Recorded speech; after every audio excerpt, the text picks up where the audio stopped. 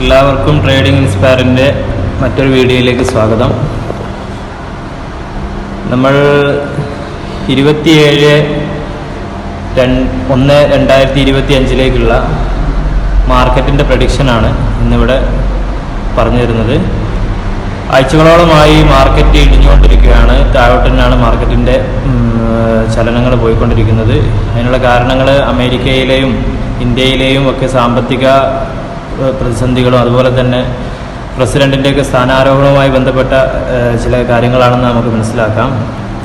ഈ ആഴ്ചയെങ്കിലും മാർക്കറ്റ് മുകളിലോട്ടുള്ള പോകുമെന്ന പ്രതീക്ഷയിലാണ് നമ്മളെല്ലാവരും നിൽക്കുന്നത്. ഏതാണ്ട് ഈ ആഴ്ചയിൽ ഒരു സാമ്പത്തികപരമായിട്ടുള്ള 4-5 തീരുമാനങ്ങൾ ഇന്ത്യൻ്റെ ഭാഗത്തുനിന്ന് അമേരിക്കൻ്റെ റേറ്റ് കട്ടിങ് കാര്യങ്ങളുമായിട്ടുള്ള സംഭവങ്ങളൊക്കെ ഈ ആഴ്ച മാർക്കറ്റിൽ നടക്കാൻ പോകുന്നത്. വളരെ സംഭവ ബഹുലമായ ഒരാഴ്ചയാണ് കടന്നു വരാൻ പോകുന്നത്. ഫെബ്രുവരി 1-ാം തീയതി വരാൻ പോകുന്ന ഇന്ത്യയുടെ യൂണിയൻ ബഡ്ജറ്റ് വരാൻ പോകുന്നുണ്ട് ഫെബ്രുവരി 1. അപ്പോൾ നമുക്ക് മാർക്കറ്റിലൊരു നല്ലൊരു മൂവ്മെൻറ്റ് താഴോട്ടും മുകളിലോട്ടൊക്കെ പ്രതീക്ഷിക്കാവുന്നതാണ്. ട്രേഡേഴ്സ് എല്ലാവരും ഒന്ന് ഉഷാറായി നിൽക്കുക. കാരണം നമുക്ക് താഴോട്ടാണെങ്കിലും മുകളിലോട്ടാണെങ്കിലും സെല് ചെയ്യാനും ബൈ ചെയ്യാനൊക്കെ നല്ലൊരു അവസരങ്ങളായിരിക്കും ഈ വരുന്ന ആഴ്ചയിലുണ്ടാവുക. അപ്പോൾ നമുക്ക് ഈ നിഫ്റ്റിയുടെ കാര്യം സംസാരിക്കുകയാണെങ്കിൽ ഇന്നലെ നിഫ്റ്റിയിൽ അല്ലെങ്കിൽ ചെറുതാണെങ്കിലും ഒരു ഗ്യാപ്പ് ഡൗൺ തന്നുകൊണ്ട് നിഫ്റ്റി മുകളിലോട്ട് പോകുന്ന ഒരു കാഴ്ച നമ്മൾ കണ്ടു. ഏതാണ്ട്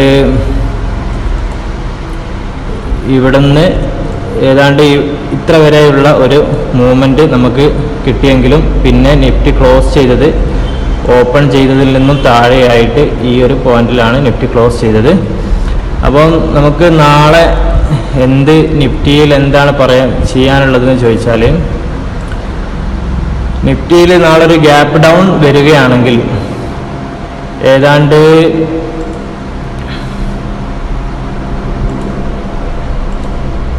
ഇവിടെ നിന്നൊരു കൺസോളിഡേഷൻ എടുത്തുകൊണ്ട് നിഫ്റ്റി ഒരു ഗ്യാപ്പ് ഒരു അപ്പിനാണ് സാധ്യത, മുകളിലോട്ട് പോകാനാണ് സാധ്യത.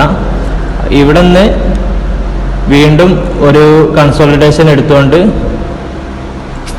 ഏതാണ്ട് 23,300 വരെ നിഫ്റ്റി പോകാൻ സാധ്യത കാണുന്നുണ്ട്. അപ്പോൾ 23,300 ഒരു ഷോർട്ട് സെല്ലിങ്ങിനും നമുക്ക് സാധ്യത കാണുന്നുണ്ട്. 23,300. അപ്പോൾ നമ്മുടെ ലെവലുകൾ വരുന്നത് 23,160, 23,000, 23,300 ഈ 3 ലെവലുകളാണ്.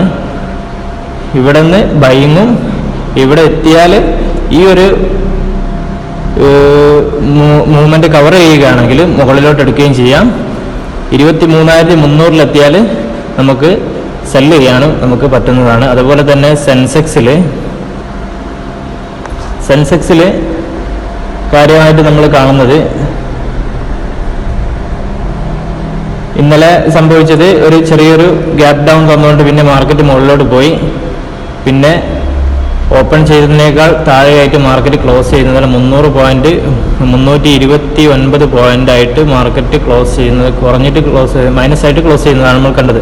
അപ്പോൾ നാളെ ഒരു ഗ്യാപ്പ് ഡൗൺ ചെയ്തിട്ട് ഇവിടെ നിന്നാണ് ഓപ്പൺ ചെയ്യുന്നതെങ്കിൽ ഒരു അപ്പ് മൂവ്മെന്റിനാണ് സാധ്യത. അതല്ല ഒരു ഗ്യാപ്പ് അപ്പ് തന്നുകൊണ്ട് ഇവിടെ നിന്നൊരു കൺസോളിഡേഷൻ എടുത്തുകൊണ്ട് മാർക്കറ്റ് നിൽക്കുകയാണെങ്കിൽ ഇവിടെ നിന്നൊരു ഗ്യാപ്പ് ഡൗണിനും സാധ്യത കാണുന്നുണ്ട്. ഏതായാലും നമുക്ക് ഷോർട്ട് സെൽ ചെയ്യാൻ പറ്റിയൊരു സ്ഥലം എന്ന് പറഞ്ഞത് 76,800 വെച്ചിട്ട്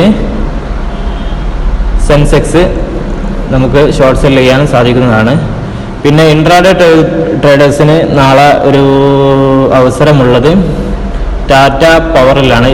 അതായത് ഈ ഇക്വിറ്റി സ്റ്റോക്കുകളിൽ ഇൻട്രാഡേ ചെയ്യുന്നവർക്ക് നാളെ ഒരു അവസരമുള്ളത്